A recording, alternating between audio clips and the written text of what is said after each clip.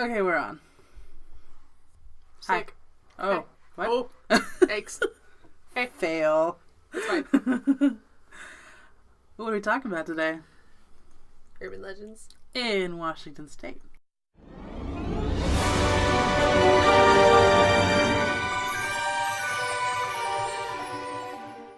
Should we have done like the state we were born in? No. That would Maybe. be cool though. Were you not born in Washington? No, I was born in Idaho. I was born in Alaska. Oh, we should do that. That'd be fun. Yeah, that's another non-movie type thing. Anyways, you go.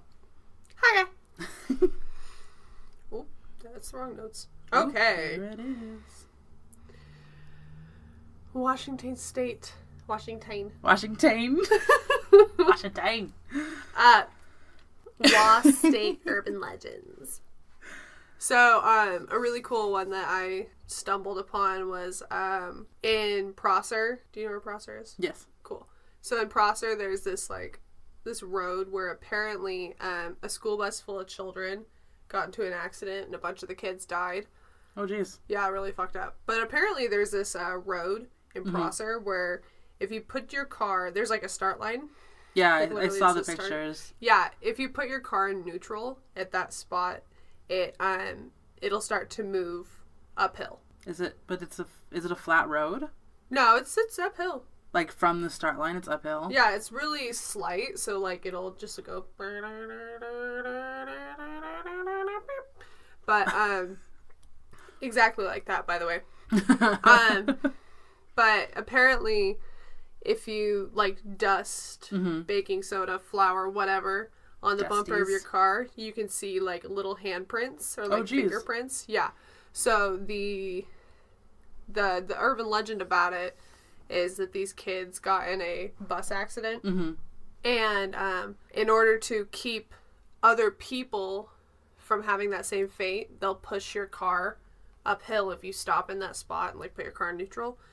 But they also push the car towards an allegedly haunted grain elevator in Prosser. No. Yeah. So there's a couple different. Is that where the bus ran off the road? Where the start line is? At least near. Well, yeah. So they think it was either right at the start line, or closer to the grain elevator. Yeah. So allegedly that grain elevator is haunted, and I haven't found anything about it. I tried, and I couldn't find anything about the actual grain elevator except for the road that's near it, which is this road. I think in the main pictures that you see of the you start can line, see the grain elevator. Yeah, it's like fucking black. Yeah, it's super dark. I went out to Prosser. I don't remember exactly why, but I've definitely been out to Prosser before. I think I went out there with Effie. I don't remember. A friend. It's the friend. My weird things friend who just loves the fact that I mention them. I always get texts like, "Oh my god!" Every episode, I mentioned you. I know, it's so funny.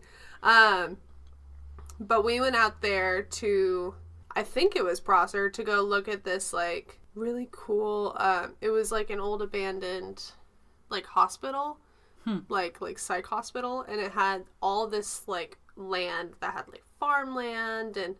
That's pretty much all that's out there. Pretty much. But it had farmland that was all graffitied and like shops, like working shops so that the patients had stuff to do. We took my Bubba, my dog, out there, and did he freak out? Oh no, he didn't. So I don't think anything out there was like haunted, or he's just stupid. Well, yeah. But I've definitely seen that grain elevator before, whether it was on that trip, if we even went to Prosser that trip, or a different trip. I've seen that elevator, and it gives you the creeps. We should go there. Oh my god. Yeah. So the grain elevator itself and the surrounding property is private. Well, I mean, we should go to the stop thingy. Oh yeah, that'd be fun. Yeah. That'd be really fun if it actually does anything. There were comments of people saying even if you yourself lay on the ground, you will roll uphill too. What? I know, and I'm I not was doing like, that. I don't want ghosts to put their fucking little hands on me. Yeah. And it's really short. Like that's pretty much it. Your car rolls uphill. And there's a couple of different spots in America where the same thing happens. There's one that's called like Spook Hill. There's one in Florida that does the same thing. So the overwhelming consensus of it is either A, it's ghosts, or B, it's some like weird gravity phenomena. Like magnetic poles are heavier or some shit. Something like that. Yeah. Ugh. I know. It's pretty cool. Either way, you'll get cancer. Yay! Everything gives you cancer, including even ghosts. Oh my god. That's actually pretty fucking cool. That is really cool. I think it would be really cool to like actually experience that. Yeah, we should do like a ghosty tour of Seattle or Washington. They have the paranormal tour for the underground Seattle, but apparently it's garbage.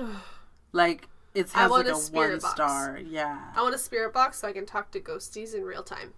But why do you want a spirit box but not a Ouija board? 'Cause fuck portals. I will take a machine. Mm-hmm. So instead of like an EMF where you hear it later, I think that's what it's called. The spirit box is... Oh, it like automatically... Yeah, it allegedly does it in real time. So it's like a speaker as well. So you can talk and ask questions, and through the spirit box you'll hear the responses. That's creepy. It's pretty creepy. I think I heard that. There's a podcast that I listen to called the Black Tapes. Yeah. It's all about like Pacific Northwest hauntings, and she was on a trip with one of the ghost hunter people, and they used a spirit box, and they had like an immediate response, and it freaked everyone out. Yeah, so and that's why We Drink did like paranormal tours and haunts and stuff. I heard them talking about that. Yeah, and they were saying that they did a haunt with a spirit box. Oh. Yeah. That's so fucking creepy. I want to do it so bad. Just like ask little children, what are you doing? Pushing. No. Can't do it. But yeah, like a haunted tour. That'd be with really like cool. A spirit box would be really cool. Yeah, that'd be really neat. Since I have a lot more micro stories than you, do you want to do your other one? Sure. Yeah. Okay. My second story is about, and I quote, the hungry ghosts of Starvation Heights. You don't like cannibalistic shit, is it? No. Okay. So, in Olalla, Washington. Olalla. Olalla. I love our names. When Flynn moved up here, because like in Los Angeles and even in like Florida, it's all like Hispanic names. Yeah. And as soon as you get, I think, north of Eugene, it turns immediately into like, no, Redding. North of Redding, it turns into Native American. Mm-hmm. So like Walla Walla and... Olalla. What's the... Seattle. Alki Beach. I love Alki. A lot of people call it Alki, if Alki. They're not from Sam here. Amish. Sam Amish. Sam Amish. Isequa. What's the other one? Oh god, the other one that people can't... Squim? Sequim? Yeah, everyone calls it Sequim. Sequim. Yeah. Or, Snoquelme. Yeah. I've heard Snoquelme. I know. Drives me freaking nuts. So, I told you I lived in North Bend, right? Yeah. My friend is going to laugh at me because she was one of the people who made fun of me, but apparently I can't say North Bend. I don't say it like a person who lives in North Bend. Like, apparently I put too much emphasis on something. Apparently me saying North Bend is not... I understand. So, I think what they're trying to say is instead of you saying North Bend, you say North Bend. Do you hear it? North Bend. North Bend. But I don't know. I don't know if that was what they were mocking me about, but either way, I said it wrong, and I'm like, it is two regular fucking words. I am saying it like English people say it. The North Bend.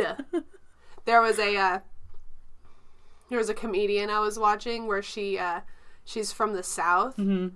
and she was talking about how she went to a yoga class, and they said namaste. Oh, no. And since she's from Texas and they like to like meld words, apparently, namaste. She thought they were saying I'ma-stay. Oh, no. I know. So everyone's like namaste. She's like I'ma-stay. She's really funny. That's great. Oh, okay. Anyway, so Olalla, which means berry. Apparently not cannibalistic ghosts, but moving on. Yeah, thank God for that. But maybe worse. So, The girl that this is about was a self-proclaimed doctor named Linda Burfield Hazard. Burfield? Yes. Okay. She had a starvation cure, where if you had some sort of ailment, if you fasted, you'd be cured. I mean, she's not wrong. Fasting does a lot of things for the body, but maybe not to this extent. Yeah, no. 30 days of fasting! Yeah. God. So she had a cottage in Olalla that she turned into a sanitarium. Oh, Jesus. So tell me how fasting helps those people. I cannot. Yeah. So for about 20 or so years, she rented the attic to patients who came to experience her quote-unquote cure. Healing woman. Yeah, something like that. She had no medical license, wasn't a doctor, but she practiced a lot of homeopathy, whatever. I think it is homeopathy. I don't know. I don't do it. So she wrote a book that was called Fasting for the Cure of Disease. So what her quote unquote cure was, and I quote, patients ate one small bowl of tomato or asparagus soup daily for over 40 days. Long walks and enemas and vigorous massages were also required 1 or more times a day. That's rigorous. That's a lot. Yeah, it is. I mean, that's more intense than having a colonoscopy. That's a lot. Can you imagine having an enema every single day? You be clean. That's true. That's true. So what they're saying is anybody could have left at any time, but for some reason they could not leave. The cure had this strange, weird addictive thing to it where it just they didn't have the will to leave. Yeah. Local farmers watched as the patients took daily walks from the cottage to the store and back. They soon became daily crawls as the patient's energy dissipated and they slowly grew thinner and thinner. Eee. Well, because they're starving. There's too much calorie output for input. There's just too much energy expunged. Yeah, exactly. Expelled would be a good one. Yeah. There were some patients that survived and they just left. They were like, we're fucking done. But a lot of people died. Lot of people died. How many is not known, but the estimates range from 24 to over 40. Fuck. Possibly higher. Yeah. Yeah. And this is in an attic, by the way. Hazard acted as the attending physician for her patients, personally performing autopsies on those who died by laying their bodies on an ironing board she placed over the bathtub in the cottage. Eesh. She seldom filed death certificates with the authorities and had a special arrangement with a discreet funeral home in Seattle for burials. Yay, Seattle. And conveniently, most of the patients who died left all of their property to Hazard. Few knew her husband Sam had been cashiered out of the United States Army for forgery and embezzlement. Jesus. So this happened until 1912. So in 1911, British heiresses Claire and Dora Williamson came to Wilderness Heights to follow the cure. Both lost more than 50% of their body weight, and while Dora barely survived, Claire died. It seems someone who had also embezzled money from the sisters' bank accounts. It seems someone had also embezzled money from the sisters' bank accounts. The British consulate went after Hazard, and she was found guilty of manslaughter in 1913. She spent less than 2 years in prison and then traveled to New Zealand, where she continued practicing homeopathy. Homeopathy. Is it homeopathy? It's homeopathy. Weird. Homeopathy. She returned to Olalla in 1920 and built a large sanitarium and nursing home. This time, however, local authorities made sure none of her patients experienced the same fate as the Williamsons. When rich patients with no connections began to sicken from the treatment, Sam and Linda, Sam's the husband, may have decided it was best for business to take over their dying patients' estates. She may not have understood the reality of her actions, making more of a mass murderer than a serial killer, but she firmly believed in her fasting cure and that people died because they were beyond health. They say, the proof, Hazard became ill in the 1940s and died while taking her own cure. Jesus. Yeah. So she basically starved herself. Yeah. The author of Weird Washington, Jeff Davis, he He visited the location, and a family with 2 children lived in the house, which didn't change very much. And apparently, the family experienced some ghostly phenomena over the years. On one occasion, the woman who lived in the house was in the kitchen cooking dinner when she was facing the stove, which was against the wall, and the bathroom door was behind her. She moved back and forth between a counter on her left and the stove for several minutes. When she turned around, she saw that every chair in the kitchen and a few from the room next door had been piled up against the bathroom door. Poltergeist. Yeah.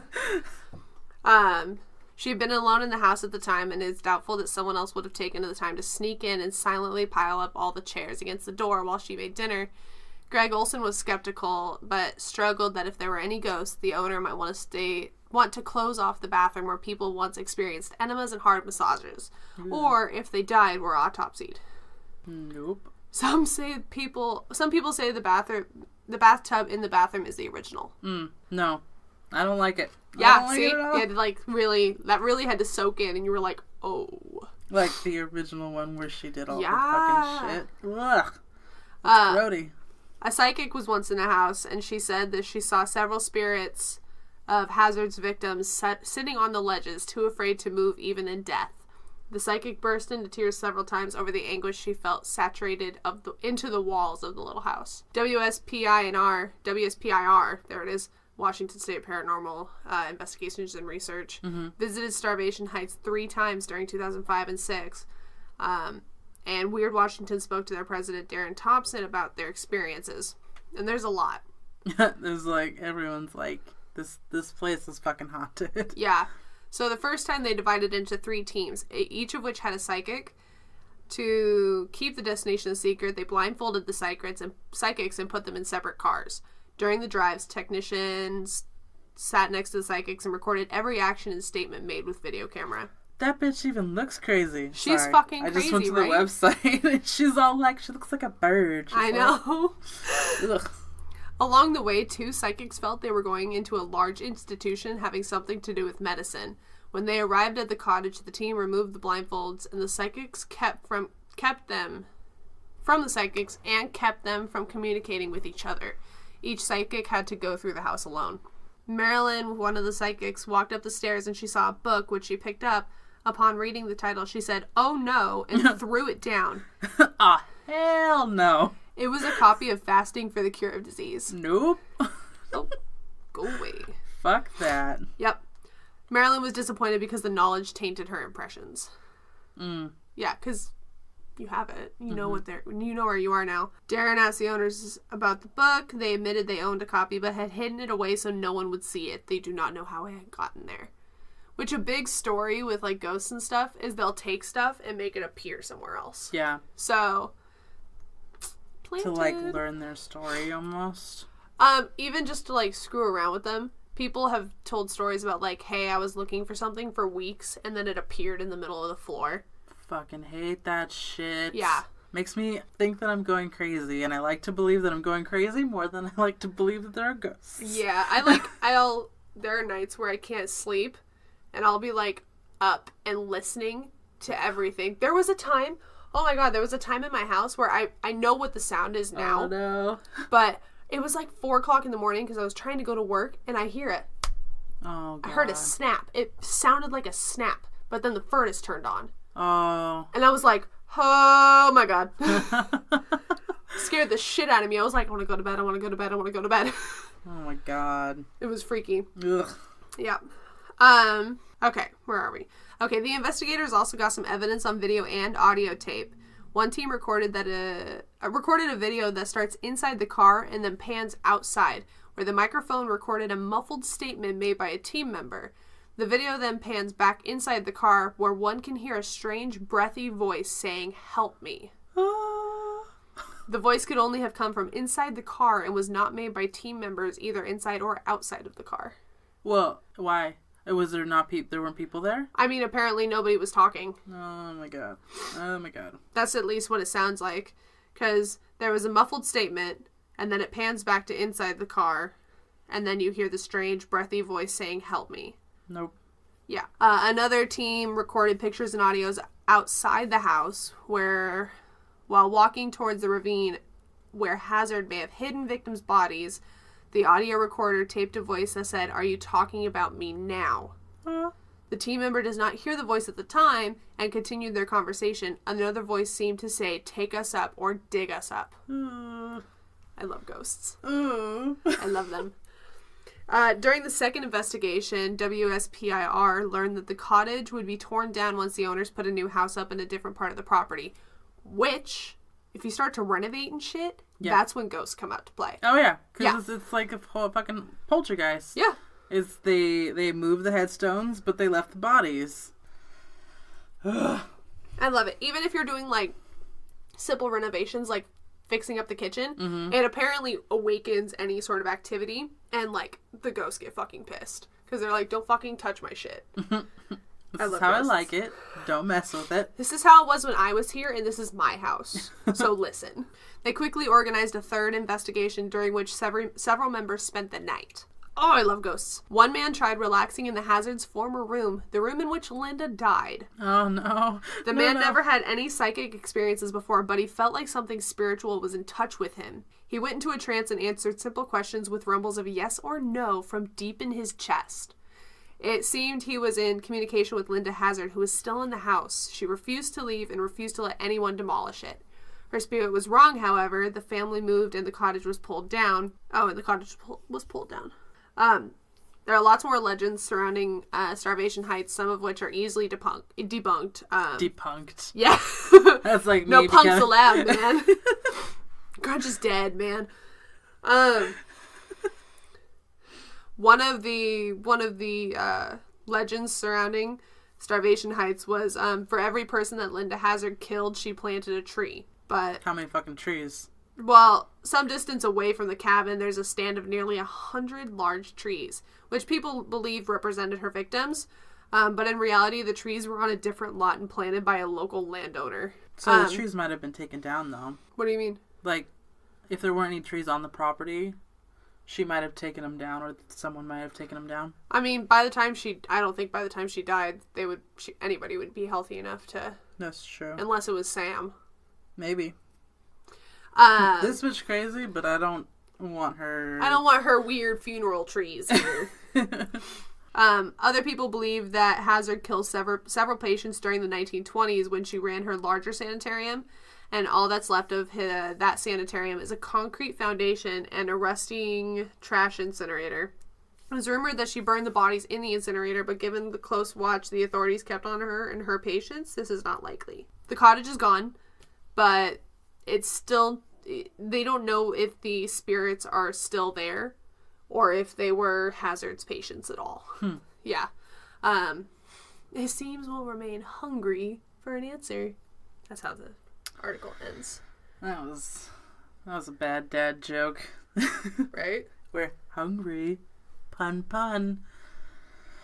Well, that's so weird. That's fucking creepy. I don't like it. I love ghosts. They're the best. Isn't that weird? Yeah. You're like cannibal ghosts. I'm like, no, they're just hungry. Exactly the opposite. Well, no. Cannibal ghosts would still be hungry. Yeah. Because they ate. But they ate people. I mean, there's some sort of hungry in there, but I don't think that's the same kind of hungry. Thirst for blood. Human flesh. Right. So yeah, that's my stuff. Cannibal ghosties. Super hungry. Okay. We're doing this so late. I think it's the latest we've ever recorded. I told you it was going to be hell. Yeah, but we need good episodes. That's true.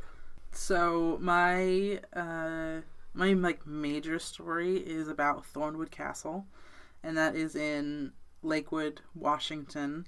And 2 reasons why I wanted to do this one. Because it is a really pretty place, and that's where I want to do our 10-year vow renewal. Is it haunted? Yes. I'm coming. Have a spirit box. And then it was also filmed by Stephen King. Well, a miniseries was filmed there. A Stephen King miniseries. Ooh! Yes. I love it. So, actually, I want to get into that first. The miniseries that was filmed there was called Rose Red. And the general overview of the miniseries, which I have not seen, But anyways, Dr. Joyce Reardon, an unorthodox university psychology professor, leads a team of psychics to the massive and antiquated Seattle mansion known as Rose Red, Thornwood Castle. Yeah. In an attempt to record data which would constitute the scientific proof of paranormal phenomena, the mansion is publicly thought to be haunted, as at least 23 people have either disappeared or died there, and the interior of the house appears to change or increase in size, yet only from the inside. Reardon's team awakens the evil spirit possessing the house, leading to several deaths and the revelation of the mansion's deadly secrets. Not the story behind Thornwood Castle, but that seems like an interesting story.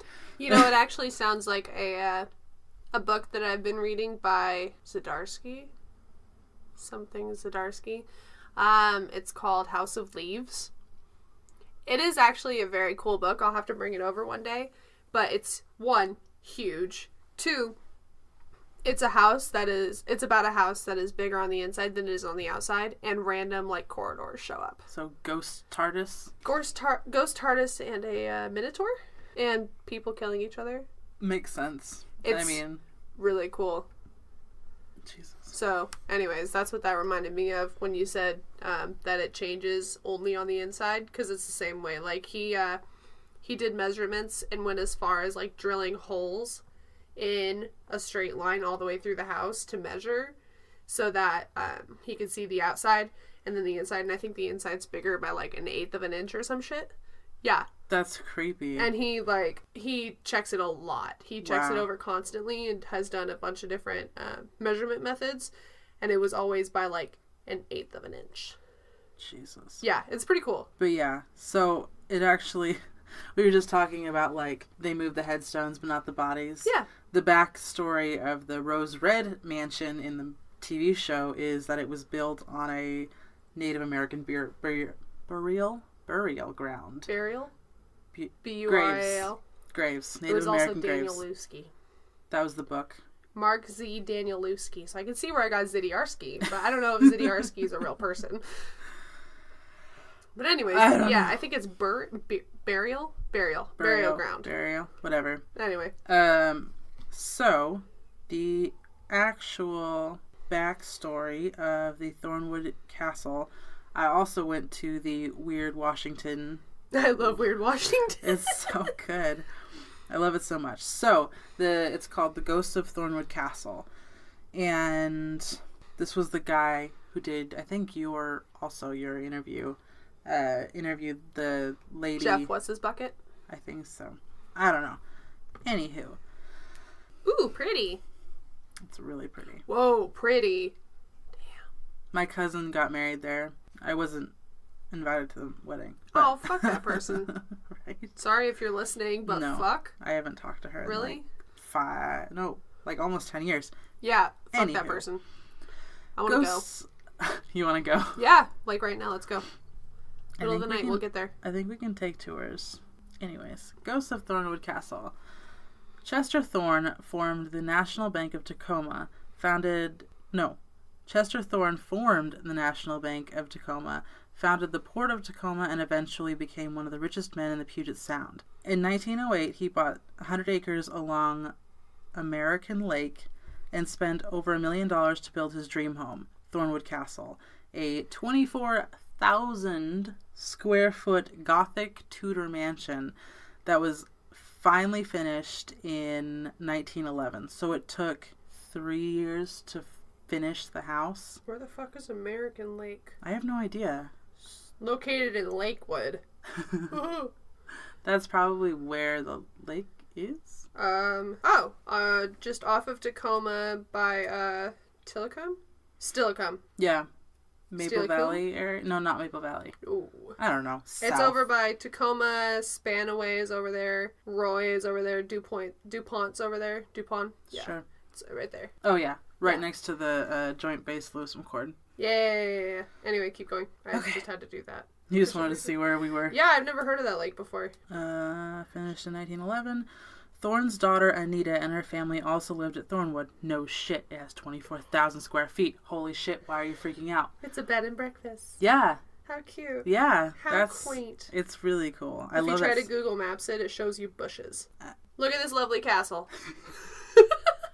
Isa Bush. Her family also lived at Thornwood, and though one of her 3 children tragically drowned in an ornamental pond, that escalated quickly. Wow. The family lived there until Chester Thorne died in October 1927, so he finished the house in 1911 and died 16 years later.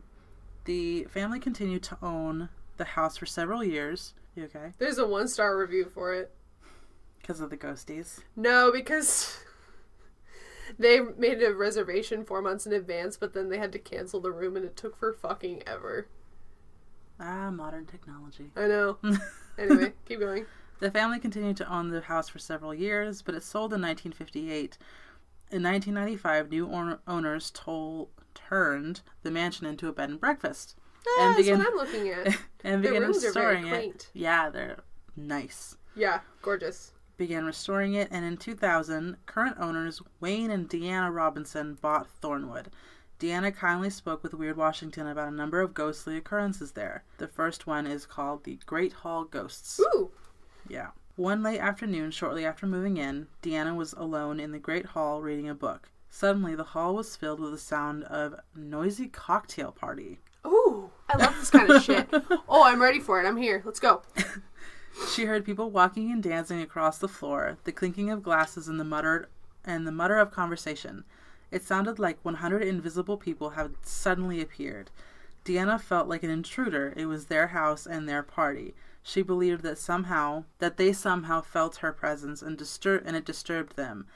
It was like they were real and she was the ghost.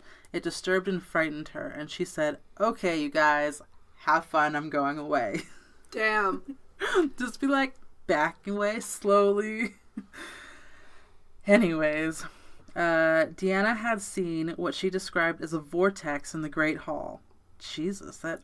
I don't fuck with portals. Someone's using a Ouija board in there, and I'm not about to fuck with that shit. It's probably some, like, creepy maid guy, lady, chick, some person. Creepy kid. Yes. It appeared one night on the grand staircase. Ooh, this is getting more intense. I know. This stairway, like most fixtures at Thornwood Castle, is several hundred years old. 700 years old. It's still in great shape for a 700-year-old castle. It says several hundred. I know. Oh, you're just mocking me. I'm sorry. I'm intense. This is intense.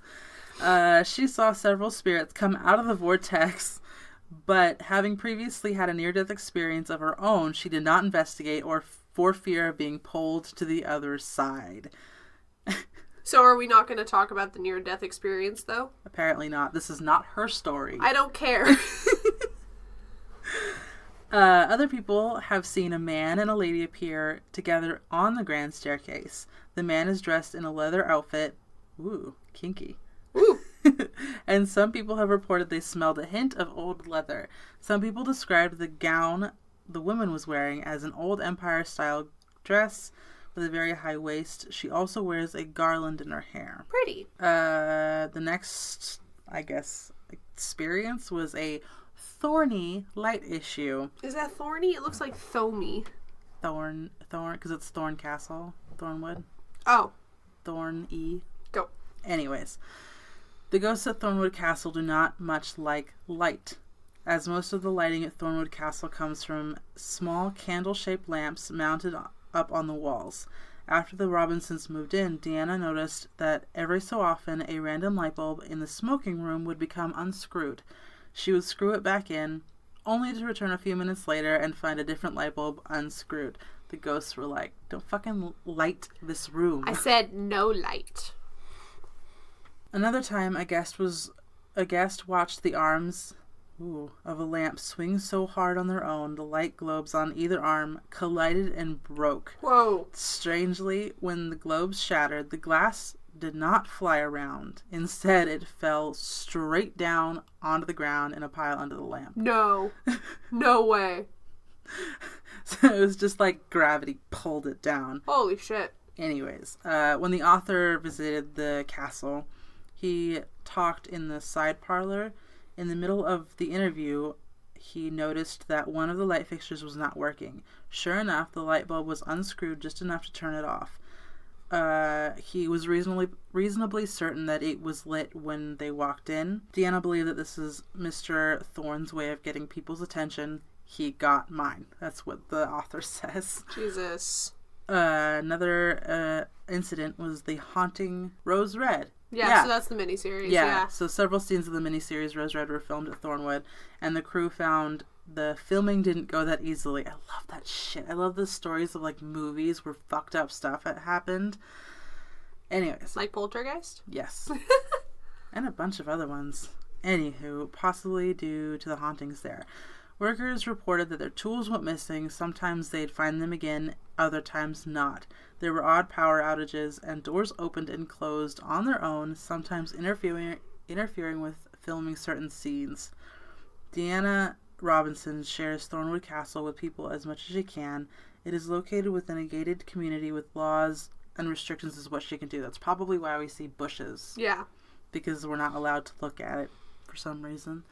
She used to host tours of the mansion, ending with high tea, but is not allowed to do that anymore. All activities and events now have to be requested by overnight guests. Blah, blah, blah. Weddings. Yes. Oh my god. That's I'm crazy. So excited. I want to go. I want to go look at it. I want to come in with my spirit box and say, hello. Like, we're here to talk about weddings, but don't mind her. She just has a box. She's a guest. Shut up. So that was Thornwood Castle.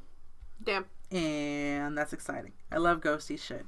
There's not, like, if you actually read a lot of the paranormal stuff around Washington, it's not really paranormal. Most of it's just, like, urban legend stuff.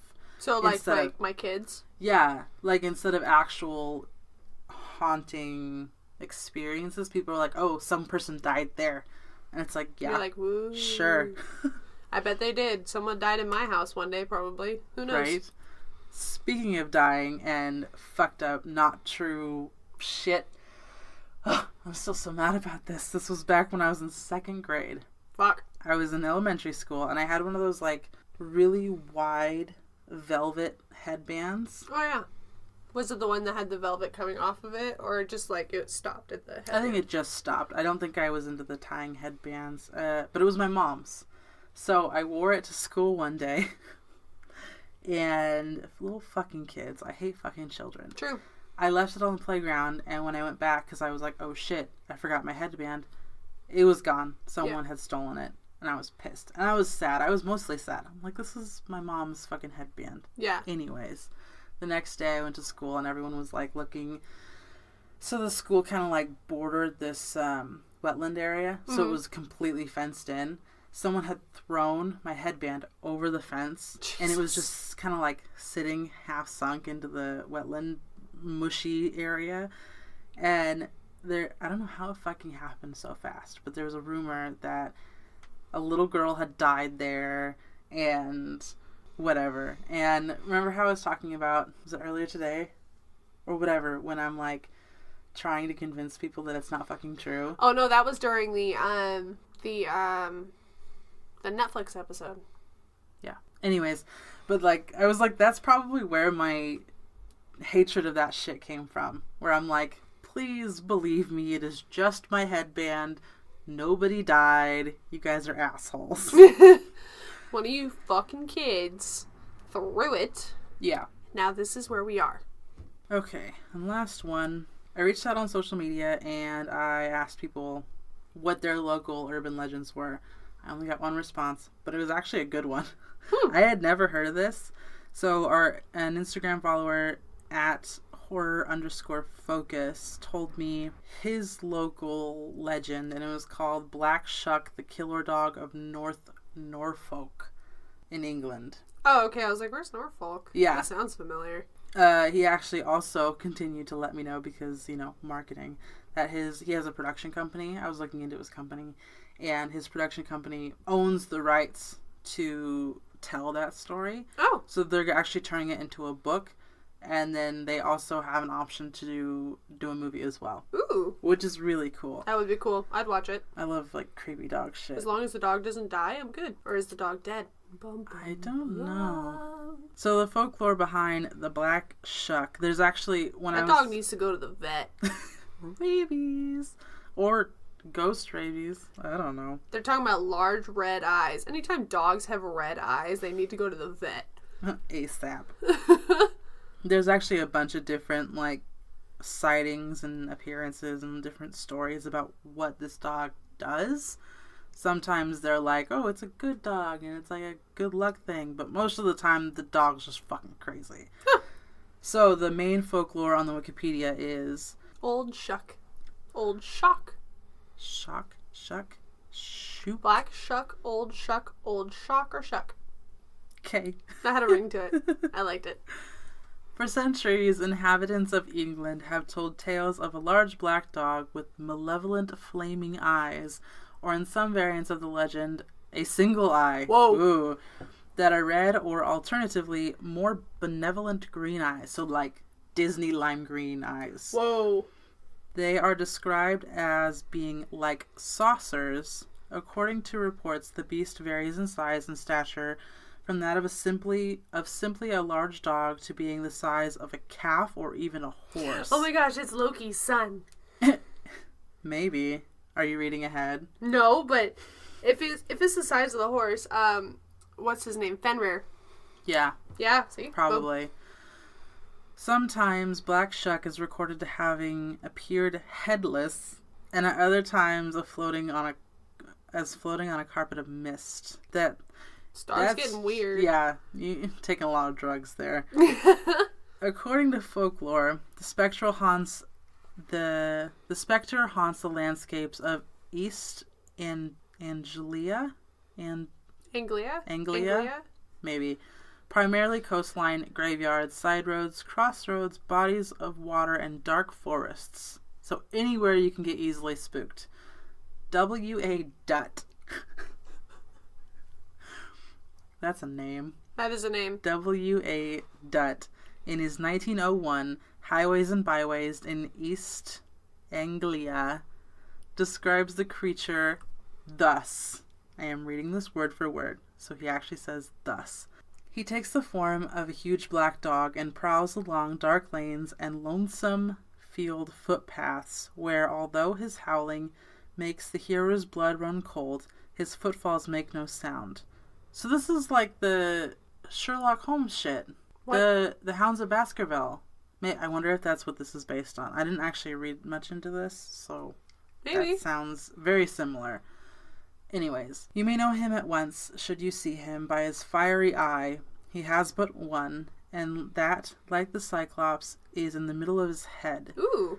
But such an encounter might bring you the worst of luck. It is even said that to meet him is to be warned that your death will occur before the end of the year. Oof. I wonder if this story also brought upon Sirius Black. Oh, maybe, because that was the legend, right? Yeah. The black dog. Yeah. The tea leaves. Probably. This is probably the main urban legend. End of the year. So you will do well to shut your eyes if you hear him howling. Shut them even if you are uncertain whether it is a dog, fiend, or the voice of the wind you hear. Should you never set eyes on our Norfolk... Snarlyow, you may perhaps doubt his existence and, like other learned folks, tell us that his story is nothing but an old Scandinavian myth of the Black Hound of Odin. Ha! Call it! Brought to us by the Vikings who long ago settled down on the Norfolk coast.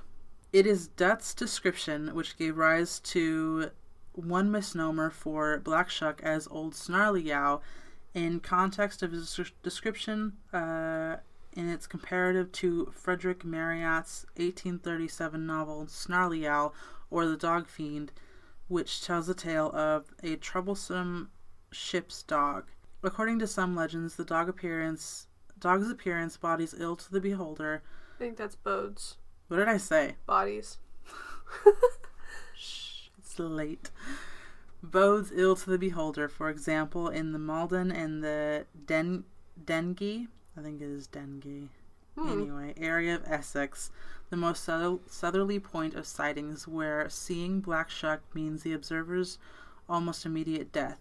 However, more often than not, stories tell of Black Shuck terrifying his victims, but leaving them alone to continue living normal lives. In some cases, it has supposedly happened before close relatives to the observer die or become ill. So, basically, angel of death for you or your loved ones, I guess. By contrast, in other tales, the animal is regarded as relatively benign and said to accompany women on the way home in the role of protector, or rather than a portent of ill omen. So he's a good boy. In some tales, yeah. Some black dogs have been said to help lost travelers find their way home, and more often helpful than threatening. Sherwood noticed that benign accounts of the dog become more regular towards the end of the 19th and throughout the 20th centuries.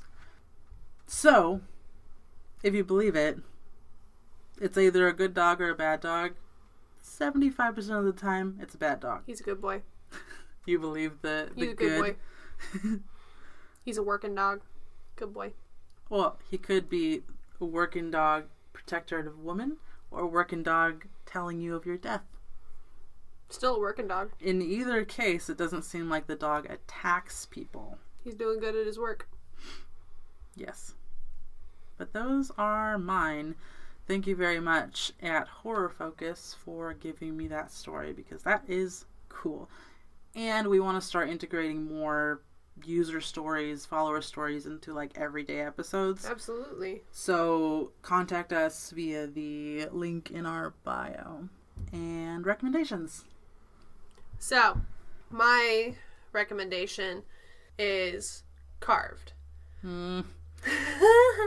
Creepy fucking... And the eyes. Yeah, she's creepy. Ugh. Okay. I told you about the disformed...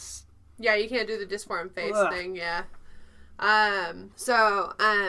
Carved is based off of the urban legend, the Japanese urban legend that's, I dare you.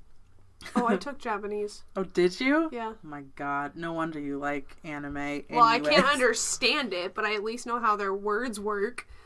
Did I say it right earlier then? Which one? Kuchisake? Yeah. Kuchisake Ona? I said that. Yay! Yay, you did it. Kuchiseki. No, it's Kuchisake Ona. A-I-U-A-O. Anyway. So, it's based off of the Japanese urban legend. But you keep saying urgent. It's an urgent legend, okay? Of Kuchisake Ona, which is the... she's either referred to as the cleft mouth woman or the slit mouth woman. Cleft mouth is an actual thing, so probably the slit mouth woman. No, that's what it says. Oh, cleft really? mouth / slit mouth woman. Yeah. That would be less terrifying if it was a cleft mouth, because those are typical. I mean, with how the urban legend goes, it would probably go both be scary. Ways. Yeah. So, anyways, the mythology behind it is, I've heard of her either getting hit by a car and her mouth getting slit like that from the accident, or another mythology is saying that she was a woman who was mutilated by her husband and returns as a malicious spirit. As do most Japanese folklore mythologies. Listen. When rumors of alleged sightings began spreading in 1979 around the Nagasaki prefecture, it spread throughout Japan and caused panic in many towns. There were reports of schools allowing children to go home only in groups, escorted by teachers for safety. Police increased their patrols as well. Recent sightings include many reports in South Korea in 2004 about a woman wearing a red mask who was frequently seen chasing children.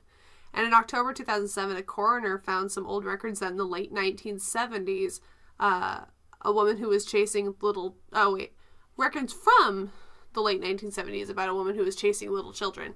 She was then hit by a car and died shortly after. Her mouth was ripped ear to ear. Was it chasing like hee hee hee, or was it chasing like come the fuck here? I wish I could tell you. But so that kind of explains the two different sides. It's either a girl who got hit by a car, or B, she was mutilated by her husband. Yeah. Some stories describe her as a former mental patient, but more commonly the story describes that in the Heian period, her husband found out that she was having an affair with another samurai, So he used a sword to cut her mouth from ear to ear and asked, who will think you're beautiful now? Ugh. Yeah. So basically how the legend goes, she'll cover her mouth with like a mask or a scarf or a fan, and she'll go up to a potential victim and ask, am I pretty? Yeah. Now the person has two options. If they say no, she'll kill you with a pair of scissors. Okay. But if they say yes, she'll take off her mask or fan or scarf, and she'll say, how about now? So she's basically forcing the person to say, fuck no. Basically. So if they say no, she cuts you in half. Fun. If they say yes, there's two options to saying yes. If the potential victim answers yes or screams, she will slash the victim from ear to ear so that the victim resembles her.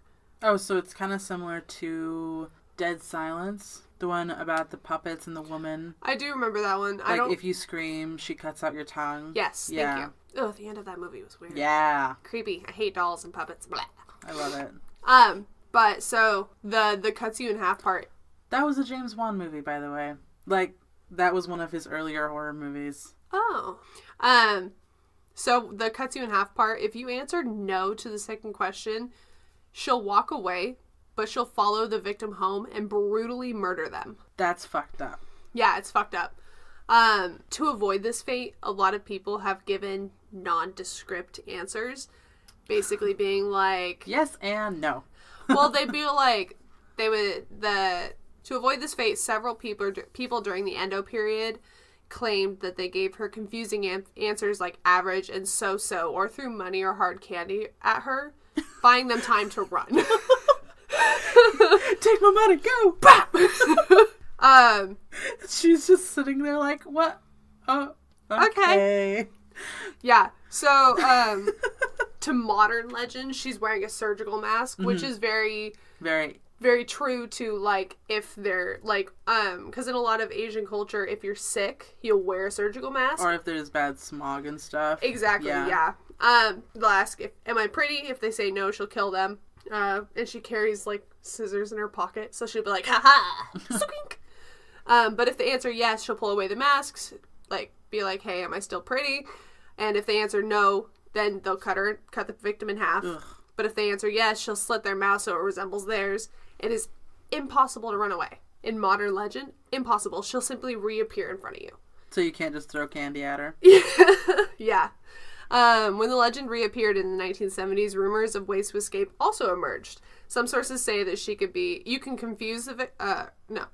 can also be confused by the victim by answering her question with ambiguous answers, such as you are average or so-so. Another method is to flip her questions towards her, such as asking, do you think I'm pretty? Unsure of what to do, she'll give a person enough time to escape while she is lost in thought. Another escape route is to tell her one has a previous engagement. She'll pardon her manners and excuse herself. Oh, be like, sorry, I'm busy. Yeah, I have to go.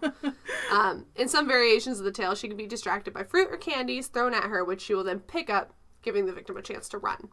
But so, the movie Carved is based off of this. And it's fucked up. Like, it is just scary looking. The stories of the slit-mouthed woman spread throughout the town, and an earthquake causes a corpse matching the entity's description to break out of a closet of an abandoned house. Nope. Yep. As that happens, Noboru Matsuzaki, a teacher, hears a voice ask, am I pretty? At a playground, a boy who had gone looking for the Kuchisakai Onna with his friends is grabbed by the creature, which vanishes with him. And that's just the beginning of the plot. That's fucked up. Her face fucks me up. I can't deal with it. Yeah, I can't look at the pictures. When you said that you were doing Carved, I was like, fine, I believe you. It looks horrifying. I believe you. Talk about it. I'm done. I'm not watching that. Yeah, her face, like, really, really fucked me up. Like... And it's not even, like, a smile. It's just, like... It's regular just like face. Yeah. Ugh. It's regular face. Bright, and her eyes dead are blue creepy. Eyes. Yeah. Yeah, it's one of those things where it's like, why would you answer this woman just based off of her eyes alone? What was that? Anyways. I yeah. said her name too many times. Let's move on. But the movie only got like 5 stars. That's pretty good for a horror movie. Exactly. So anything I will only watch a horror movie most of the time if it has over a 4.7. Yeah. On IMDb. Got 5.5. Which I would watch. Yeah, and 89% of Google users liked this movie. Googly. Yeah. That'd be cool. It came out 9 days after my birthday. Like, legitimately? Like, the year even? No. Oh. This was 2007. I hope I'm not 12 years old. We should do... Wait, 11 years old. Math. We should do math. We should do an episode of the top horror movies of our birth year. I can tell you the top non-horror movie of our birth year. Of my birth year. I'm like, we're not the same age. It was The Lion King. The Lion King? Yeah. I don't know what mine was. Anywho. Is that all about the fucking creepy woman? Yeah, she's scary. So what was the name of the movie again? Carved. Carved. Or the slit-mouthed woman. Ugh. Okay. Mine is not as creepy. And mine is a movie called Urban Legend, which I've talked about before, I think. Maybe. Probably. There's like a good chance I've talked about it again before. But we need to watch this because it's such a classic. When it came out, everyone was like, it's just a ripoff of Scream because it is a whodunit murder of school kids. I mean, yes, they're college age, not high school, but it's good. So technically, they're still cool school kids. Cool school kids. Technically, they're still school kids. Yeah, if they're in college. But I think when I mentioned it before, I didn't talk about it very much. So I'm just gonna do the first general plot thing. So when you go into the movie, you're following this random girl in a car. She's singing really bad 90s music. She pulls into a gas station. It's rainy, it's stormy, it's creepy outside.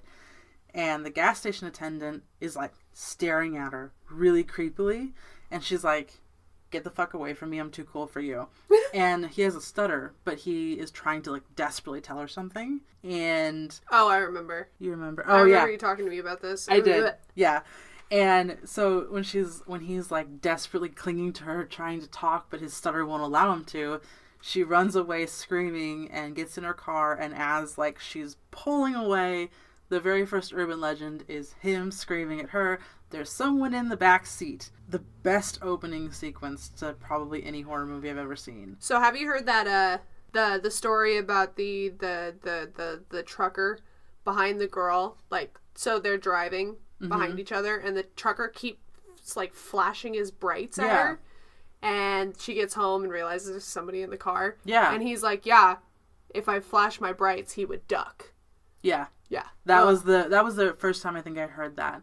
But in this one, the person comes up and cuts her head off with an axe. So. Well, that's because she didn't have a truck behind her. She didn't fucking listen to the creepy gas station attendant. Anyways, then we go to college students sitting around drinking coffee, like college students do. Yeah. They're talking about how in the 70s, when the school was still early, they were talking about how there was this massacre, and when people start dying, they assume that the killer didn't die and he has come back and started killing all these people. Oh, okay. It's obviously not what happens, and it's obviously not the original killer, but like I said, it's a great whodunit. It's if you liked Scream, which I do. You like Scream? I actually have to show you something Scream related now that I'm thinking about it. But yeah, there were 2 straight-to-video sequels, and when we watch it, finally, we're going to watch all of them. Because the second one is really bad, but it's really good. It's much more Scream-like. Okay. So, you know how Scream was very obsessed with horror movies? It was very meta, where, the Scary Movie talked about scary movies. Yeah. The second movie is in a arts college, and they're all, filmmakers obsessed with horror movies. Ooh. So it's very much like that. I never saw the third one. The third one was based off of the urban legend of Bloody Mary. Mm-hmm. So it looks pretty cool. But yeah, that was mine. Urban Legend. Watch all of them. The third one is probably really bad. The second one... Oh, wait, it's a multiple thing? Is it a series? Mm-hmm. Yeah, there's 2 direct-to-video sequels. Did I miss you say that? Yeah, I was talking about the film students. Straight up. The worst. Yeah, there are 3 movies. There's Urban Legend Final Cut, and Urban Legend Bloody Mary. And yeah, I must have zoned out while I was looking for that freaking artwork. But it's really good. It's very aware of the fact that it is what it is. Yeah. I love those self-aware movies. Anyways, I'm done. We're done with our stuff, done with our recommendations. Now let's talk about next week. Is it the 10th episode? Yes! It's the 10th episode, and it's my birthday. I mean, it'll be my birthday for you guys, but we're recording it like 2 weeks before my birthday. It's fine. It's fine. Happy birthday, Kayla. Yeah, and we're also doing our big, like, hoopla reveal thingy with the goals. Yay! Yeah, I'm really excited. It'll be fun. 10 episodes. How did we already fucking... Oh my god. I mean, yeah. It seems like it wouldn't be a lot, but it has been already, but it's been really fun. It's been so much. So excited. So many notes. So many last second notes. I'm never going to live that down. Oh my god. Okay. Anywho, exits. Okay. So, you can find us on Patreon at RAHM Podcast. You can also find us on Twitter, Instagram, and Facebook at RAHM Podcast for life updates, Facebook group fun stuff like that. You can also follow our personal Instagrams. Kayla is at the KDub, and I'm at Interstellar Camper. Did I say that right? Interstellar Camper. I mean, it's your own username. I think I said Interstellar. So you know. Anyway. Our exits are funny. Anywho. Thanks for listening. You guys. Bye.